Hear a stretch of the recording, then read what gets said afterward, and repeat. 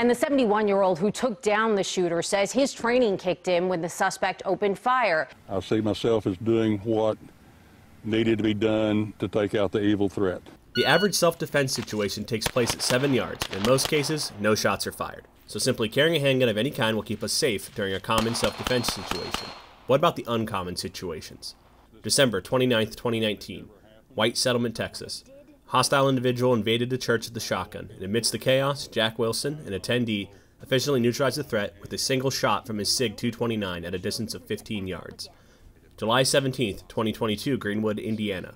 Elijah Dickinson bravely confronts a mass shooter in a shopping mall at 40 yards, impressively landing 8 out of 10 shots from his Glock 19, saving many lives. May 24th, 2022, Uvalde, Texas. A crazed gunman kills 21 students and teachers while police simply wait outside for over an hour. These mass shootings are increasing for whatever reason, and the police obviously can't handle it. We're in a new era of concealed carry, and it's time we adjust our training and our gear to deal with these uncommon situations. Now let me be clear, these uncommon scenarios are just that. Uncommon. You are still much more likely to defend yourself at close range than stop a mass shooter at 40 yards or something. But we should be trained exponentially well for exponential circumstances. When we decide to concealed carry a handgun, it's not simply enough to carry it. It's our responsibility to be incredibly deadly and precise with that handgun for the good of our community. The biggest problem we'll run into, though, is range. The FBI stat and the Instagram range narcissism of punching paper at point-blank ranges has poisoned our minds and placed a haze around our little 7-yard self-defense bubble.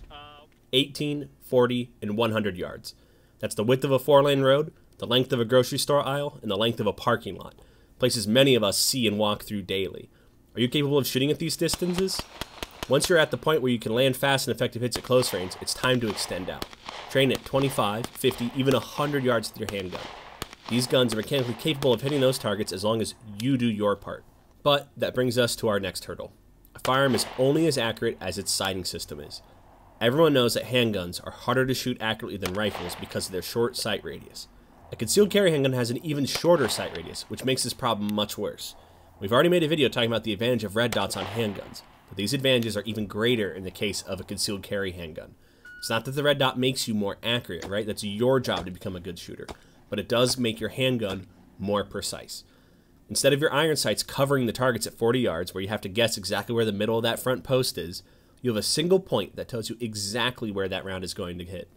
Another huge advantage is you can zero that red dot to just be perfect, right? If your CCW handgun does have wind adjustable sights, chances are you're still going to hit high or low or something like that. But with a red dot, you can just get it dead on, right? This is a huge advantage at range because you don't have a good zero, you don't have shit. We did some testing with a Ruger LCP2, an iron-sighted SIG 365, then the exact same SIG, but now with just a red dot added to it.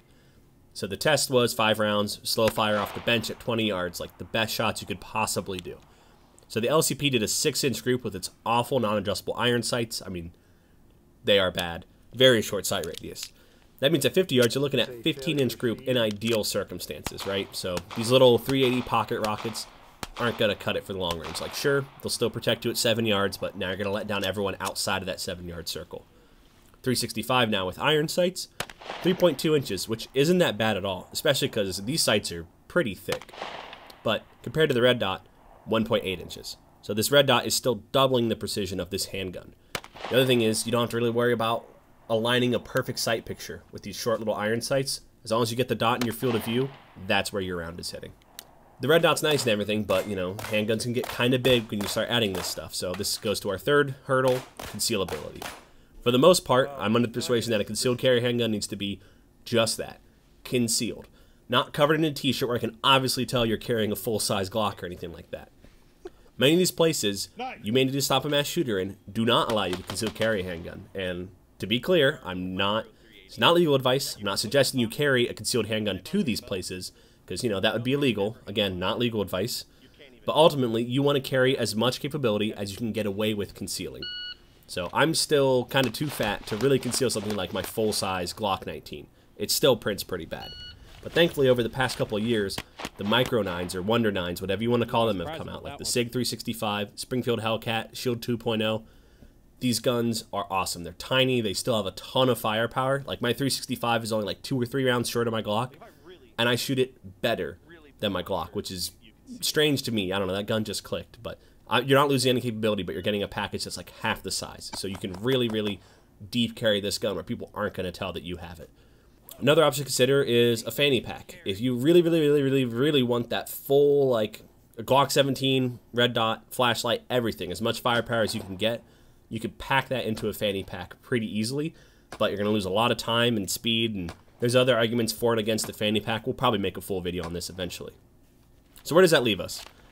Basically just get good, right? Go train your ass off with your concealed carry handgun at stupid long ranges, right? If you can hit well and fast at 50 yards, you're obviously going to be able to do it at 7 yards, right? So it's not going to hurt you, it's only going to help you. This is also one of those very rare cases where gear can actually be holding you back, so you might need to upgrade if needed. If you're carrying a little 380 or something, yeah, don't expect to stop somebody at 50 yards with that accurately. I don't care how good of a shot you are, that handgun is holding you back. So whatever expands your bubble to protect further away from you, you know, get outside of that 7-yard bubble. Thirdly, train more, right? Just, I mean, seriously, for the love of God, do some meaningful shooting. Don't settle for mediocrity. Don't settle for this, well, I'll protect myself in this little bubble, right? Get out there and protect your community. You know you're better than that.